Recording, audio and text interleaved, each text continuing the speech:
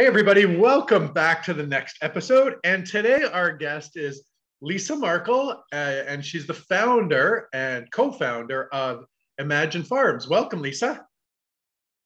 Hi, happy to be here. Thank you. Awesome. So she's all the way in Miami. I'll tell you a little bit about her. And the company Imagine Farms, originally named Box Greens, was just a fantasy for two sisters who had reached a crossroads in their life. Lisa was recovering from a life-threatening cancer diagnosis, and Cheryl, a serial entrepreneur, had just exited her previous endeavor. While Lisa was recovering from her surgeries and a brutal chemotherapy experience, Cheryl was looking towards a brighter future with her sister by researching, designing, plotting, and planning what would eventually become Box Greens. So it's Imagine Farms is an indoor vertical hydroponic farm located in Little Haiti, Miami, utilizing technology and vertical space to grow a wide variety of lettuce, herbs, and microgreens on a compact footprint. This is really exciting, and it's so much needed in the climate. So awesome. So tell us a little bit more about, like, how did you guys get to where you are today? How did this all come about? And obviously you went through a major struggle to, and you're okay? Everything's turned out great, good for you? I'm great.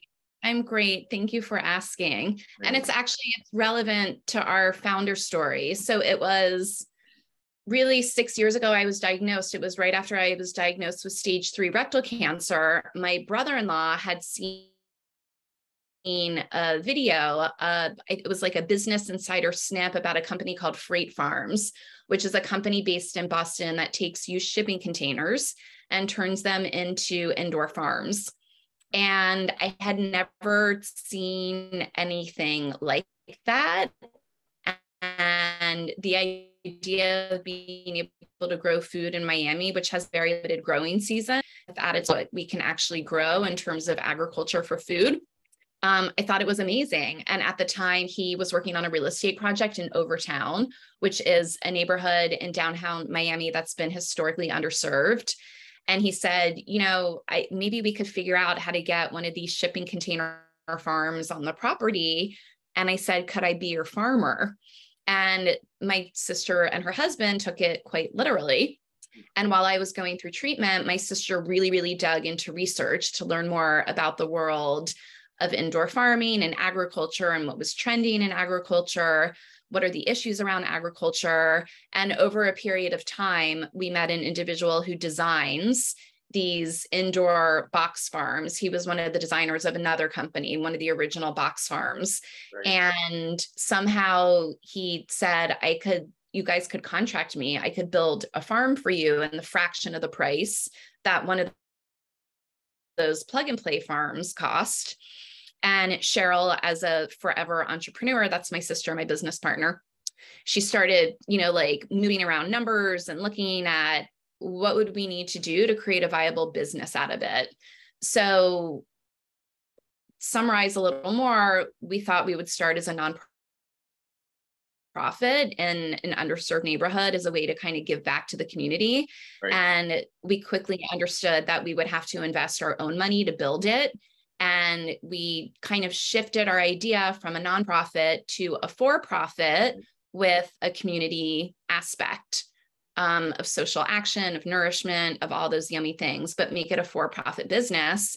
And today we have a much larger facility. We produce 600 pounds of produce a week on just 2,000 square feet of growing space. Wow. We distribute throughout our community. The whole farm is pre-sold. Demand is through the roof.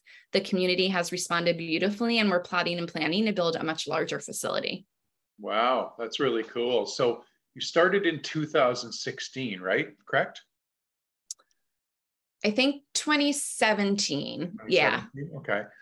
So you guys have all obviously grown. So tell us a little bit too about why this? Why grow this way? How does it help the environment? How does it help the ecosystem? Kind of give us a little bit of feedback on that. Yeah. So I like to, when I talk to people at the farm, I like to kind of break it down so it's easier to understand. So we're an indoor vertical hydroponic farm. So indoor, we grow in a controlled environment. So we've actually, our current facility, we've constructed grow rooms out of shipping containers. And each retrofit of the shipping container has an HVAC system that's balancing the temperature and the humidity, an irrigation system, a lot of lighting, and everything is being monitored and it's constantly being optimized for an optimal growing environment for the plants. Now, because we're growing indoors, there's no need for any pesticides or harsh chemicals. It's just the intelligence of the seed in an environment where they will really thrive. So that's the indoor. The vertical part is referring to the idea that we utilize the vertical space within the farm. So our crops grow on shelves, similar to a library shelf in layers. So it's like stacked high? Yes, it's stacked high, all the way as high as we can go inside a shipping container. So because we've got, we're utilizing this vertical space, those planes kind of spread out would take up much more of a footprint. So we're able to grow a lot of food in a really compact area. And then hydroponic is referring to an ancient technique of agriculture where there is no soil. So our crops are growing on trays and their roots are being bathed in a nutrient-rich water solution.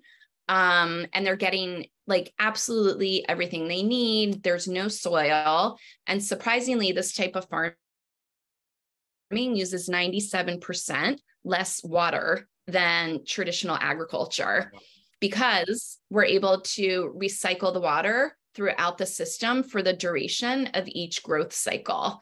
Right. So one grow room for 3 weeks uses the equivalent of about 3 bathtubs of water. Wow.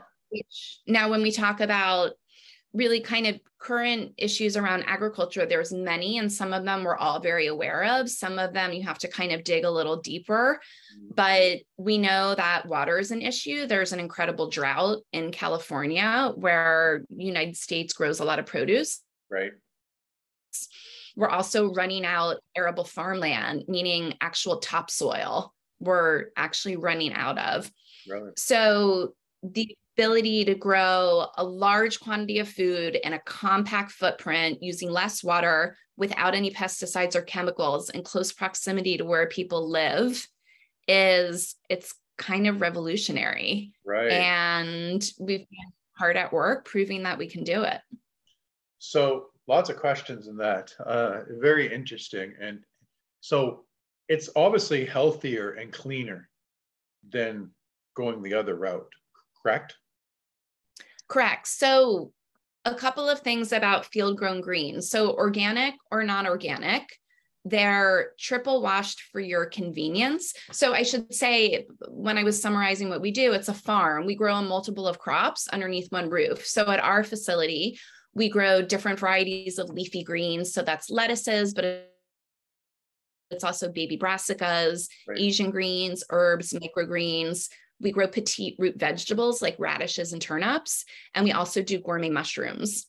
So it's a variety of different crops under one roof. Now, specifically talking about salad mixes that you find at the grocery store, they've been triple washed for your convenience. Well, that means that they've been rinsed, soaked in sanitizer, and rinsed again before they go through like a giant dryer. And then I'm in Miami, Florida. It's 3,000 miles away. So when we talk about the health of the actual food, one, produce degrades as soon as you harvest it. So you've got the time from it's being harvested, transporting all the way, it's degrading in both flavor and nutrition. You've got the fact that it has been sitting in like a bleach, it's food safe bleach, a sanitizer, and that goes for organic also, because there's organic certified sanitizers. Right. So when you talk about, the health, the vitality of the food, you've got all these kind of factors at play. And it also includes, the pesticides and chemicals, because we're in an indoor environment, just isn't necessary. And organic practices, true, it's free of pesticides. There's lots of other treatments that happen to plants to keep them like healthy and vibrant out in the field. So how come we don't see these everywhere then? Well, we're seeing a lot more. Right. Okay. So, if you pay closer attention now when you go into your grocery store and you look at, the leafy greens area, I call it the lettuce lovers wall of fame. You might notice some packaging might say indoor grown or hydroponically grown. Right. The technology has been in place and growing in certain hotspots. So the Northeast in the United States, around the tri-state area, New York, New Jersey, there's a couple of really large scale indoor farms there. There's a couple on the West Coast. And then we're seeing a couple larger facilities pop up in different regions. And then there's a lot of guys like ourselves that I would call kind of mid-range facilities that have been, working it through markets, farmers markets, smaller local markets, smaller grocery store chains. It's a little more difficult to get into like a big regional chain. Yeah. That's so monopolized there. And it's something like that. It's really, it's really an education business I look at, because, even as the more people you got to educate, because you're not even, how many people are going into the store and really looking at, okay, what is this hydroponic? Do you know what I mean? Like how many, I don't know too many, and I have a pretty healthy crowd, so some obviously. Yeah. What's been your biggest challenge starting this type of business? That's probably a whole podcast on its own, that one question. Well, I describe us as pioneers in a field that has incredible potential, and the growth is happening at an accelerated rate. And because of that, there aren't a lot of people with a lot of experience doing what we're doing. Right. So, we have an incredible team. We have a lead grower right now who had worked in food safety. She had a plant science degree. And she moved to Miami from Chile with a job where she was certifying food safety as food was being shipped into the United States. And she found herself in Miami looking for a job. She did not have a lot of experience doing the type of farming we were doing, but she had the knowledge around plant science. And she kind of was brought in through another grower who actually had to move away, but she had a lot of experience, kind of taught her how to work the system. There's a lot. Cheryl and I educated ourselves a lot through YouTube at the beginning, right. Kind of figuring out how to do this, and resources are expanding. Yeah. But I would say the biggest challenge is finding individuals that are willing to hop on board the mission and be a part of the risk involved, and also the benefit of being really like a trendsetter in a whole new category of agriculture.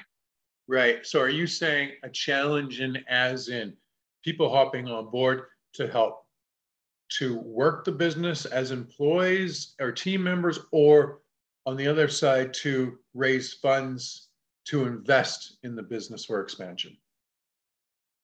Oh, that's a great question. So I'm more referring to team members that work at the farm. Okay. So I've got a group of, I think, 6 tech farmers. None of them had any experience in farming, all really excited about the mission and coming on board in a climate where everyone wants to find purpose and be involved in mission, and understanding that it requires a lot of elbow grease. Like, it's a lot of hard work. It's physical. There's a lot of problem solving on the fly. We're dealing with fresh product. There's a lot, at stake. So having individuals, like sign up and say like, all right, I want to learn, I want to dedicate my time and effort to that, is a challenge, and finding people with the skills that can help us where we need it. When it comes to fundraising and talking to investors, which actually we're in the process of preparing to raise a Series A, which we're going to launch at the end of the summer. There are individuals that are very familiar with the categories of ag tech, agriculture, and technology.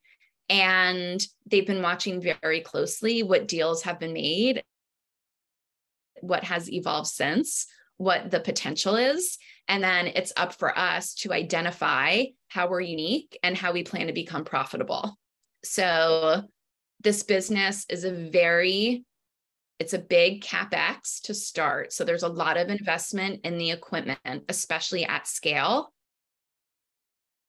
And there needs to be a strong proof of concept and a really strong business plan for distribution to show that the business will be profitable. And I think an industry, a sector of agriculture that's kind of new, there's a lot of people paving the way, and there isn't a clear path forward. Right. Yeah. See, that's always we're all kind of figuring it out as we go. That's the catch-22, because that's always the good, because if when the opportunity is there, when it happens, it can happen very, very, very big. But it's also the other one, if you're having to pioneer and figure it out, and you have nothing to model and nobody to look at ahead and say, okay, what did they do here, right? So that's very interesting. So did you guys, when you started, did you guys bootstrap? Did you do a small raise at the start? How did that all come about? So as I had mentioned, Cheryl and I met a designer who said he could build one of these shipping container farms for much less than buying a plug and play system. Right. And she and I put in all our own money and found a dirt lot in Little Haiti that we could rent for an acceptable amount, lease per month. Right. And a lot of elbow grease and muscle. So we kind of built it ourselves. We learned how to farm. Cheryl and I did everything ourselves for the first 2 years. Right. And when I say everything ourselves, it was the actual farming. So planting the seeds, harvesting, nurturing the plants as they grow and all that's involved with that, but also all the sales, all the marketing, all the deliveries, all the work that goes into being a small business, building PR, positive attention. We did everything ourselves for 2 years. And about, I want to say maybe 18 months into it, I called a good friend of mine who has a lot of experience in scaling business around food and health and well-being. Right. Said I needed advice on a very specific aspect we were kind of struggling with. And he said, wait a minute, what are you guys doing? And I said, I told you we built a farm and a shipping container. He was in LA at the time. Right. And it's bonkers. I literally have people knocking on the door trying to buy product. We don't have enough. And he said, can I look at your numbers? Let me really see what you're doing. And I said, I would love, any feedback. And he was like, this is amazing. Can I help you actually scale this? So at that point, Joe, his name is Joe Cross, came on board as our third partner. And he is known for a film called Fat, Sick, and Nearly Dead. It's one man's journey on a cleanse, which has been seen by something like 15 million people. Joe decided with health issues that he was going to go on a juice fast and video it and then release it as a film. And it's inspired a lot of people to become vegan, vegetarian, right, and change their eating habits. So Joe came on board and said, really, what do you guys think the next step is? And we said, well, we need to begin to look at, to understand what this looks like at scale. If we have more product, what different channels can we move it through? What different products can we grow? And so at that point, we did a seed, a small friends and family raise, right, and we built the existing facility that I mentioned at full capacity, which I can explain why we're not at full capacity, but at full capacity produces 1,500 pounds a week. And it's totally sold out. So it's what's next? Really? So basically the demand is more than the supply right now for you. The demand is way more than the supply. Really? That's interesting. Wow. I had a hotel. So there's a lot of hospitality in Miami. Right. And I had the food and beverage department from a very well-regarded hotel come visit the farm and loved the product, loved the association of sustainability, health and well-being, nourishment, locally grown, all these things. And we got a list of what they would need of each category. There's no way anywhere even close we could provide, even if we only dedicated this facility to them, we still wouldn't have enough product, because as a large hotel, they've got 5 different restaurants, a gym, and a room service business. Yeah. And then part of Cheryl and I decided we really wanted to understand the different channels of distribution. What would that look like as Right. this type of business would scale? Right. So we do a direct to consumer where we deliver it to people's homes. Right. We are in a grocery store. And it's a local. That's just in Miami then? It's Direct just to in consumer? South Florida. Yeah. Yeah. We do retail. So we're at a grocery store chain. Okay. It's a local chain called Milam's, family owned and run. Okay. And then we do a wholesale business to restaurants. And we're also at the farmers market, which Right. has been really the greatest opportunity to kind of build the brand. Yeah, I would think so. Some of those things that you don't look at, it's the farmers market and stuff, you can start to, it's top of the funnel brand, and you can really start to educate and start to people understand it. And then, eventually Totally. you'll see it in the stores and stuff like that. So yeah, I like that. Well, and I love how you guys, have been hands-on. I'm a true believer. All the businesses that I've built, when you build it hands-on at the start, you understand a lot of workings of the business. And I think that actually helps with investment, by the way, too, because people feel more trusting because, you know a lot of the ins and outs. You've had to learn it. You've had to do it. You've paid the dues. You've gotten there. So I think that's a big thing for you guys moving into the next kind of phase. Yeah. I mean, that's a great example, something so simple. So our salad mixes come in 2 different sizes. There's a 4-ounce and a 9-ounce. And it's Right. a mix and it's delivered in a clamshell. And because of supply chain issues, there's a delay in the large family size. And it's probably going to be like another 2 weeks. And because I have experience packing the product, I know that I need to allot for more labor hours for the pack team to pack the smaller clamshells. So it's the same volume of food, but it's going to take them significantly longer. And we would have fallen behind schedule last week if we hadn't predicted that would come along with kind of shifting sizes, and then we'll shift it back. But I mean, that just came to my mind. We're intimately involved in every aspect of the business. And as we grow and scale, it's like, I know that our materials are so spot on because Right. it's based on experience. Like we have a very robust pro forma. It's down to like the fraction of the penny on every input because like we've tested every input. It's been an incredible life experience to kind of get into this and watch it grow. I never thought at this point in my life, this is what I would be doing, but I'm happy for it. Right. Awesome. That's amazing. You're making a big difference in the world and something that's so needed in multiple areas, right? So on different forefronts, from health to environment to change. So how many, what does scale look like for you? And I guess let's start as, how many people do you have right now? And then how many more people do you need to scale? What positions do you think you need to grow? And then talk a little bit about where do you think your best distribution channels are going to be? Oh, I love these questions. So our current facility, I mentioned we've used shipping container to scale the business. It's the idea that those grow rooms become grow rooms inside a warehouse. So our next move is a warehouse farm that we're looking at around 75,000 square feet. Right. So something 20 times the size of our current facility. At that size, right now, we estimate we'd be producing roughly 2 million pounds of produce a year. And with that, the plan is to incorporate a lot of automation. So we won't be eliminating the amazing human beings, but the human beings will be elevated into positions that require them to problem solve and think, and some will be required to know more about data, some plant science, some robotics, some machinery, engineering.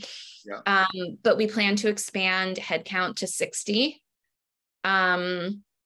We've brought on our team at the moment in a consulting facility, an individual who has a veteran of distribution. So we've been able to really kind of break down like what would the different distribution channels look like. Right. And we would grow the retail business. We would also be growing wholesale. We'd be growing wholesale to hospitality, which is somewhat unique to South Florida, but there's a lot of food being consumed in an elevated environment that requires high quality product that just isn't easily available here. Like I mentioned, greens come from California.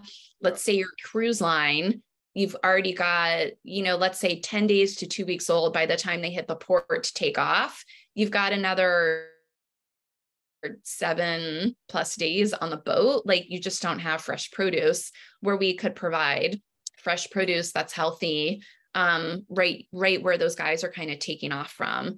So that's, these different channels that we're kind of looking at and investigating.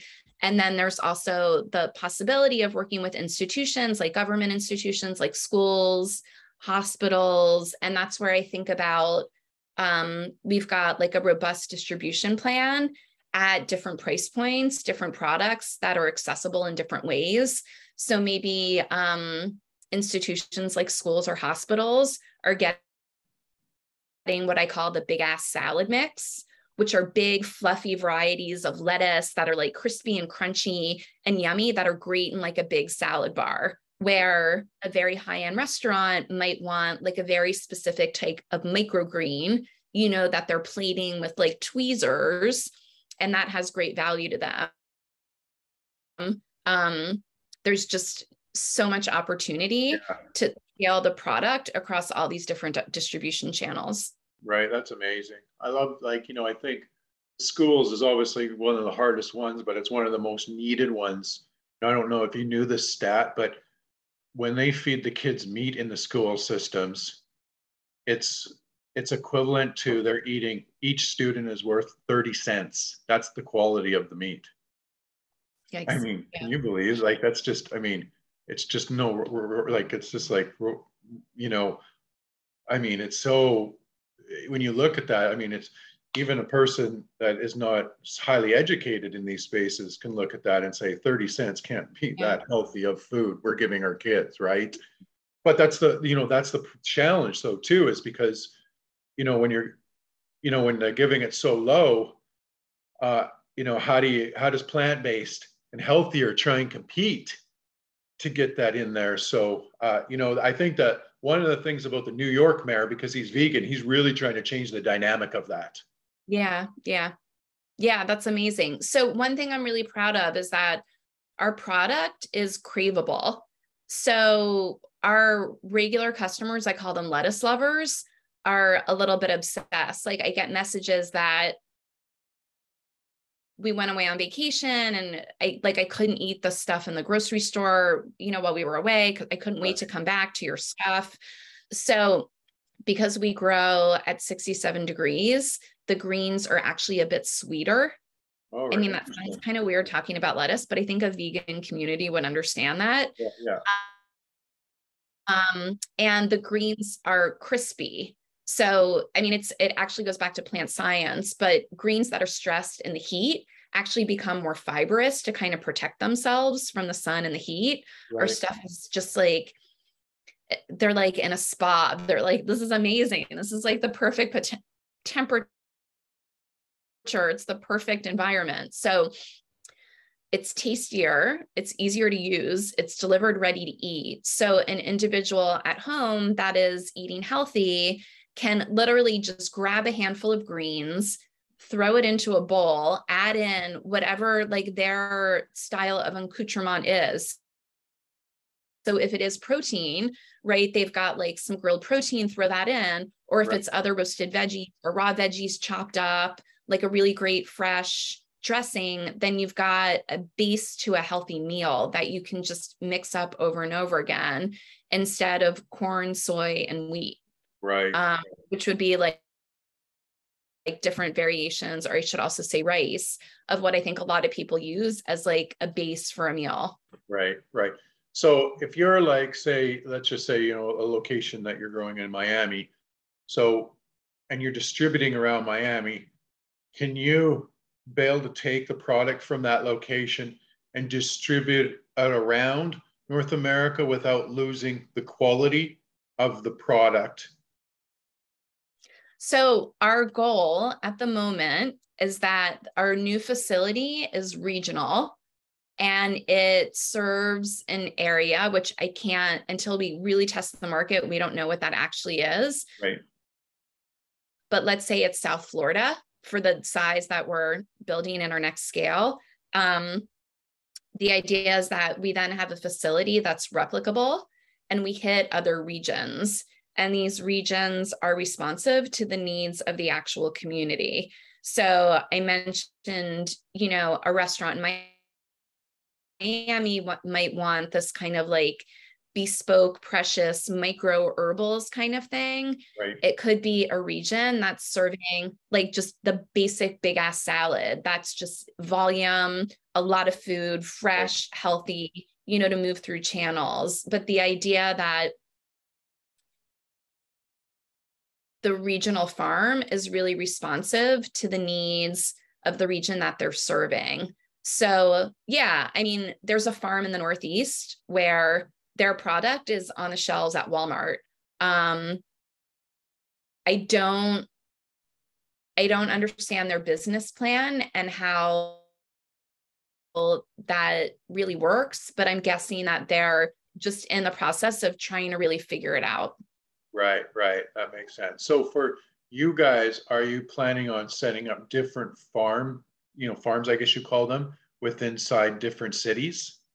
Yeah, I mean, the idea is different regions. So maybe not necessarily inside the center of Miami. Right. That's not really necessary, but in close proximity to the pipelines that serve, let's say, Palm Beach, West Palm Beach, Miami, Fort Lauderdale, the Keys, the hospitality that's in close proximity.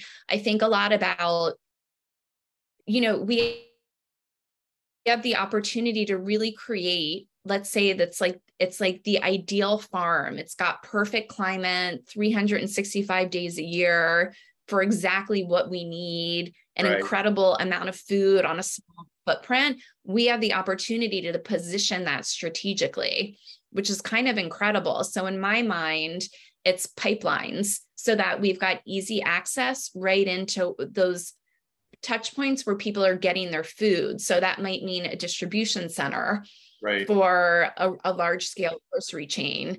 It could be a freeway that leads to whatever the ports are, to service a hospitality sector. Right. I kind of think of it like that. So a farm wouldn't work in a winter place then, or would it? It would totally. So what's amazing is that we, not even within the farm, but within the rooms, we can recreate an ideal climate for a specific crop. Okay, cool. So we could have one room set at a specific temperature, humidity, lighting spectrum. There's different light recipes, right, different amount of light it could receive to suit a specific time of leafy green. We can have another grow room that's dedicated to strawberries that have been traditionally grown in the Himalayas in a very cold temperature. Like we could actually kind of create that. It's like, right, Cheryl calls it a time machine. Right. Anytime, anywhere, we can create it in a way that, again, it's like all the intelligence lives in the seed. It already exists. It's right, just creating the environment for it to really thrive. And we can recreate that anywhere. Right. That's amazing. So what is the cost usually of to start up one farm? So that's the complicated question because different size farm would require different types of machinery. So at our existing facility, we use traditional agricultural equipment that's been customized to fit our compact farm. And that equipment has been a bit of an investment. Right. It has really the ROI has been incredible for us because the time it takes us to harvest the whole farm is a couple of hours using that equipment, where if we did it by hand, which Cheryl and I used to do at the smaller farm, it would take days with like multiple people. So I don't really have an easy answer for that. I will tell you that our initial startup was enough that we had to dig into our personal savings and know that we were making a risky investment, and we put in a lot of sweat equity to see that through as a success and develop what we have today. Right. So that's interesting. So how do you, with your raise and stuff, like, is yours plan to exit? Are you looking for an exit strategy, somebody to eventually buy you out? Are you looking that way? Or are you not? So me personally, and Cheryl and Joe aren't sitting next to me because I really think the three of us are very different. We all lend like a different attitude into what our agreed upon strategy is. Right. I find such pleasure in the opportunity to grow healthy food for my community. And the idea, so I do all of the sales and marketing. Right. The idea that I have the opportunity to use the skills, I used to work in fashion, use the skills of like lifestyle branding, to use that as a tool to communicate with individuals, the how and why of what we're doing to build a brand that's synonymous with better for the planet, better for people, easy, delicious, all of these things is like an opportunity of a lifetime. Like I wake up feeling incredibly grateful that I've been granted such an opportunity and a position. There's moments where I'm like, holy shit, what are we doing? I can't believe I got myself into it. But over general picture, incredible gratitude for that opportunity. When we talk about what the strategy and growth is, we've got our eye on what's happening in the industry, while staying grounded in growing healthy food in our community, for our community, and with our community. And that could mean we get absorbed by another farm, another agricultural company. There's a farm, I'm not going to say the name right now, but they're a greenhouse, and they were just acquired by a media company because the media company recognized that they had an infrastructure around technology that could help the farm really scale in an area where the farmers didn't really have a strong foundation. I think collaborations like that are really, really interesting.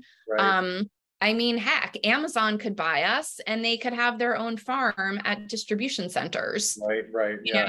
So I can't say I have any like specific exit plan right now, but we're very aware that we need to build something that is intelligent, that has a strong business foundation, a plan. We're profitable. We're making intelligent business decisions. I mean, we talk about it every day. Right. That's amazing. So one last question. I could talk with you forever. This is very interesting, by the way, and I think that everyone's going to find this a very interesting conversation. And it's kind of so cutting edge and so the future of where we're going. Do you think that do you think a farmer, like if a farmer had a farm, would he be more profitable to be like, weather's bad. Some days I have a good crop, bad crop, it's so unreliable. Would a farmer be smart to try and build one of these type of things or would it be out of the scope of a smaller farmer like that? I mean, this is such an interesting question because we're dealing with information that's changing day to day. So when you look at how the climate is changing and how that's affecting farmers, I mean, it's been a rough year because of drought, but I don't know what next year is going to bring. I think what's really interesting about what we're doing is that the more we can bring agriculture indoors, that land can be returned to Mother Nature. So I think of it as it can be returned to regenerative farming techniques, which I think have a huge potential for feeding a healthy population. I think about returning it to be rewilded, and then it can become a carbon sink. Right. I think of returning it to become recreational space like parks. So when you really, really get into the issues around agriculture, a lot of farms in the US have been monocropped, meaning it's, the same crop, corn, soy, wheat over and over again, and the soil is completely depleted. They need a ton of chemical inputs to really like grow anything. And the result is they're growing what I call brown food. It's the foods you find in the grocery store in the center aisles that are like crackers, cookies, breads, pastas. It's just variations of brown, crunchy foods. We can bring agriculture indoors, grow like really healthy food without chemical inputs. And then that land is returned to Mother Nature. Right. I would love to see more farmers turned on to agriculture, not agricultural, to regenerative practices, where they've got like biodiversity. It's a huge investment. And it takes them down for a couple of years, meaning they would need like some time to build that up. And a lot of people aren't in position.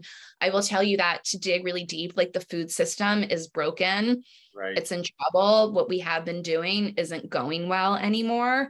What we're doing by bringing agriculture inside is a piece of that puzzle. Yeah, I agree. Awesome. Well, I could like talk with you forever, right? So this so has been fun. This has been a great interview, and so such a great wealth of information and cutting edge stuff. And I think more people watching this will start to look more at where their food is being produced, and I think that's a big thing. So where can they find you guys at? Your websites, any social medias, anything like that? Yeah. So follow us on social media because that's fun. We're Imagine_Farms on Instagram and Facebook. And then LinkedIn, we're Imagine Farms. And then our website, imaginefarms.com. All the links are there.